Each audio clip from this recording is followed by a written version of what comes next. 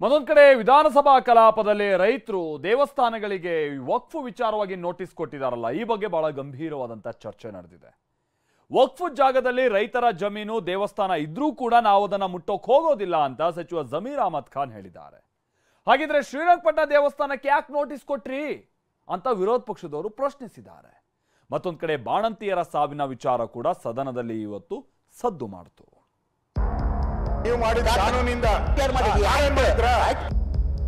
ವಕ್ಫ್ ಆಸ್ತಿಯಲ್ಲಿ ದೇವಸ್ಥಾನ ಇದ್ರೂ ಮುಟ್ಟಲ್ಲ. ವಿಧಾನಸಭೆಯಲ್ಲಿ ವಕ್ಫ್ ಸಚಿವ ಜಮೀರ್ ಘೋಷಣೆ.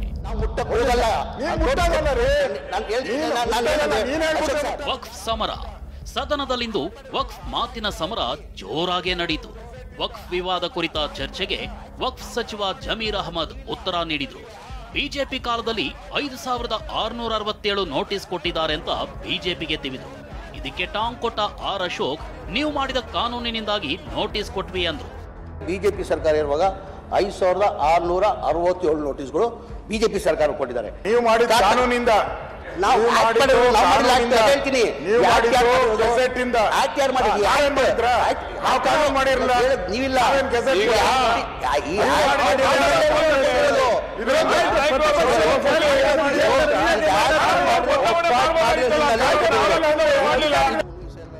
ಇದಕ್ಕೆ ತಿರುಗೇಟು ಕೊಟ್ಟ ಜಮೀರ್ ಸುಪ್ರೀಂ ಕೋರ್ಟ್ ಆದೇಶ ಉಲ್ಲೇಖಿಸಿದ್ರು. ಜೊತೆಗೆ ವಕ್ಫ್ ಕುರಿತ ಹಿಂದಿನ ಆದೇಶಗಳನ್ನ ಸದನದಲ್ಲಿ ಓದಿದ್ರು. ಇದೇ ವೇಳೆ ರೈತರಿಗೆ ತೊಂದರೆ ಕೊಡಲ್ಲ, ವಕ್ಫ್ ಹೆಸರಿನ ಆಸ್ತಿಯಲ್ಲಿ ದೇವಸ್ಥಾನ ಇದ್ರೂ ನಾವು ಮುಟ್ಟಲ್ಲ, ನಿಮ್ಮಂತೆ ಮಸೀದಿಯಲ್ಲಿ ಲಿಂಗ ಹುಡುಕಲ್ಲ ಅಂತ ಬಿಜೆಪಿಗರ ಕಾಲೆಳೆದ್ರು. ನಾವು ಯಾರು ರೈತರಿಗೆ ತೊಂದರೆ ಕೊಡ್ಬೇಕಂತೆಲ್ಲ ಯಾವ ದೇವಸ್ಥಾನ ನಾನು ಹೇಳಿದೆ, ಮೊನ್ನೆ ಕೌನ್ಸಿಲಲ್ಲಿ ನಾನು ಹೇಳಿದ್ದೀನಿ, ದೇವಸ್ಥಾನ ವಫ್ ಪ್ರಾಪರ್ಟಿಗಳೇ. ಅದ್ರ ದೇವಸ್ಥಾನ ಕಟ್ಟಿದ್ರು ನಾವು ಮುಟ್ಟಕ್ಕೆ ಹೋಗಲ್ಲ. ನಿಮ್ಮಂಗೆ ನಾವಿಲ್ಲ. ನೀವೆಲ್ಲೋ 200 ವರ್ಷ ಮಜೀದಿ ಕಟ್ಟಿರ್ತೀವಿ, ಅದಲ್ಲಿ ಲಿಂಗ ಇದೆ ಅಂತ ಹುಡ್ಕೋಕ್ ಹೋಗ್ತಿರಲ್ಲ, ಆ ತರ ನಾವು ಮಾಡಲ್ಲ.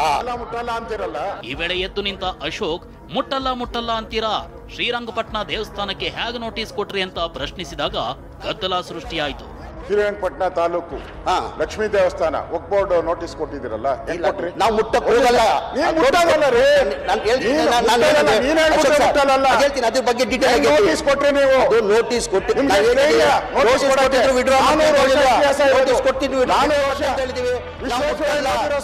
ಮಾಡ್ತೀವಿ. ಯಾರು ಮುಟ್ಟಕ್ಕಾಗಲ್ಲ. ಗದ್ದಲದ ವೇಳೆ ಮಧ್ಯಪ್ರವೇಶಿಸಿದ ಸಿಎಂ ಸಿದ್ದರಾಮಯ್ಯ, ವಕ್ಫ್ ಪ್ರಾಪರ್ಟಿಯಲ್ಲಿ ದೇವಸ್ಥಾನ ಇದ್ರೂ ಅದನ್ನ ಕಿತ್ಕೊಳ್ಳಲ್ಲ ಅಂತ ಜಮೀರ್ ಹೇಳಿಕೆಗೆ ಧನಿಗೂಡಿಸಿದ್ರು. ಆದ್ರೆ ಇದಕ್ಕೊಪ್ಪದ ಅಶೋಕ್, ಗೆಜೆಟ್ ನೋಟಿಫಿಕೇಶನ್ ರದ್ದು ಮಾಡ್ತೀರಾ ಅಂತ ಪ್ರಶ್ನಿಸಿದ್ರು. ರೈತರುಗಳಿಗೆ ಕೊಟ್ಟಿದ್ರೆ ವಾಪಸ್ ತಗೋಬೇಕು ಅಂತ ಹೇಳಿದ್ದೀನಿ. ಇನ್ನೂ ತಗೊಳ್ಳದೆ ಹೋದ್ರೆ ತಗೊಳ್ತೀವಿ. ನಂಬರ್ 1.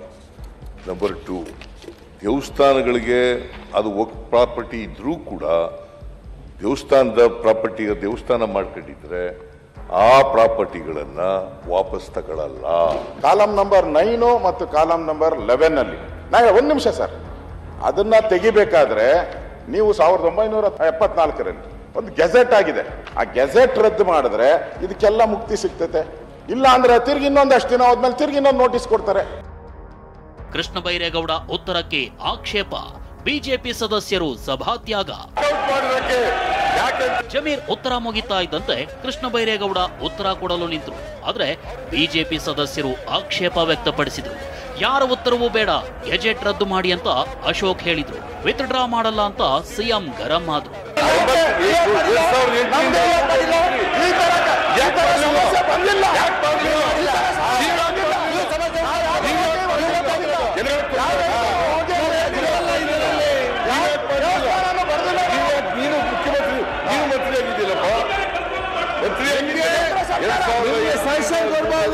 ಕೇಂದ್ರ ಸರ್ಕಾರ ಬಂದಿದೆಯಲ್ಲ, ವಾಕೌಟ್ ಮಾಡೋದಕ್ಕೆ. ಯಾಕಂತಂದ್ರೆ ಅವ್ರ ಕಾಲದಲ್ಲೇ ಆಯ್ತು, ಅವ್ರ ಮ್ಯಾನಿಫೆಸ್ಟೋದಲ್ಲಿ ಹೇಳಿದ್ದಾರೆ, ಎನ್ಕ್ರೋಚ್ಮೆಂಟ್ ಅನ್ನೆಲ್ಲ ವಕ್ಫ್ ಪ್ರಾಪರ್ಟಿ ಎನ್ಕ್ರೋಚ್ಮೆಂಟ್ ಅನ್ನೆಲ್ಲ ತೆರವುಗೊಳಿಸ್ತೀವಿ ಅಂತ ಅವರೇ ಹೇಳ್ತಾರೆ. ಸದನದಲ್ಲಿ ಸದ್ದು ಮಾಡಿದ ಬಾಣಂತಿಯರ ಸಾವು ಕೇಸ್. ವಕ್ಫ್ ಉತ್ತರಕ್ಕೂ ಮುನ್ನ ಬಾಣಂತಿಯ ಸಾವಿನ ಕೇಸ್ ಸದನದಲ್ಲಿ ಪ್ರಸ್ತಾಪವಾಯಿತು. ಮಹಿಳೆಯರು ಸರ್ಕಾರಿ ಆಸ್ಪತ್ರೆಗೆ ಹೋಗಲು ಹಿಂಜರಿತಿದ್ದಾರೆ ಅಂತ ಅಶೋಕ್ ಮಾತು ಶುರು ಮಾಡಿದ್ರು. ಇದಕ್ಕೆ ಕಾಂಗ್ರೆಸ್ ಸದಸ್ಯ ಕೋನರೆಡ್ಡಿ ಆಕ್ಷೇಪ ವ್ಯಕ್ತಪಡಿಸಿದ್ರು. ವಿಧಾನಸಭೆ ಚರ್ಚೆ ಮಾಡಕತ್ತಿದ್ರೆ ನಾಳೆ ಮೆಸೇಜ್ ಏನು ಹೋಗುತ್ತೆ? ಬಾಳೆ ನೋಡಿ ಒಂದ್ ನಿಮಿಷ PHC CHC ತಾಲೂಕು ಆಸ್ಪತ್ರೆ ಸಾಕಷ್ಟು ಡೆವಲಪ್ ಮಾಡಿವಿ. ಇವತ್ತೆಲ್ಲ ಸರ್ಕಾರಿ ಆಸ್ಪತ್ರೆ ಬಗ್ಗೆ ನೆಗೆಟಿವ್ ಮಾತಾಡ್ಕೊತ ಹೋದ್ರೆ ಎಲ್ಲ ಖಾಸಗಿ ದವಾಖಾನೆಗೆ ಹೋಗ್ತಾರೆ. ವಾಸ್ತವಾಂಶ ಹೇಳಿದ್ದಾರೆ.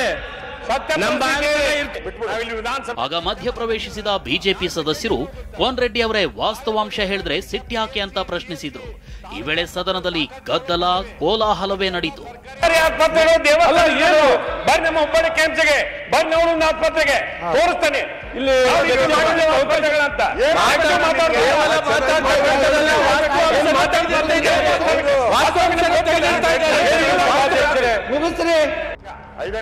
ಗದ್ದಲ ಕೋಲಾಹಲದ ಮಧ್ಯೆ ನ್ಯಾಯಾಂಗ ತನಿಖೆಗೆ ಆರ್ ಅಶೋಕ್ ಆಗ್ರಹಿಸಿದರು. ಇನ್ನು ಬಾಣಂತಿಯರ ಸರಣಿ ಸಾವಿಗೆ ಆರೋಗ್ಯ ಸಚಿವರೇ ಕಾರಣ. ಹೀಗಾಗಿ ಆರೋಗ್ಯ ಸಚಿವರ ವಿರುದ್ಧ ಕ್ರಿಮಿನಲ್ ಕೇಸ್ ದಾಖಲಿಸಬೇಕು ಅಂತ ಅಶ್ವಥ್ ನಾರಾಯಣ ಒತ್ತಾಯಿಸಿದ್ರು. ಈ ವೇಳೆ ಗದ್ದಲ ಉಂಟಾಯಿತು.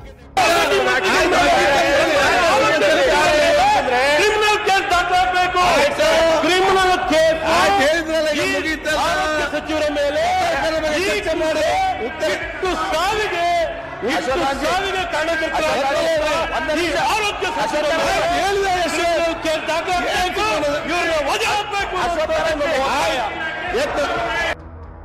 ಈ ಗದ್ದಲದ ಮಧ್ಯೆ ಉತ್ತರ ಕರ್ನಾಟಕದ ಅನುದಾನದ ಚರ್ಚೆಯೂ ನಡೆಯಿತು.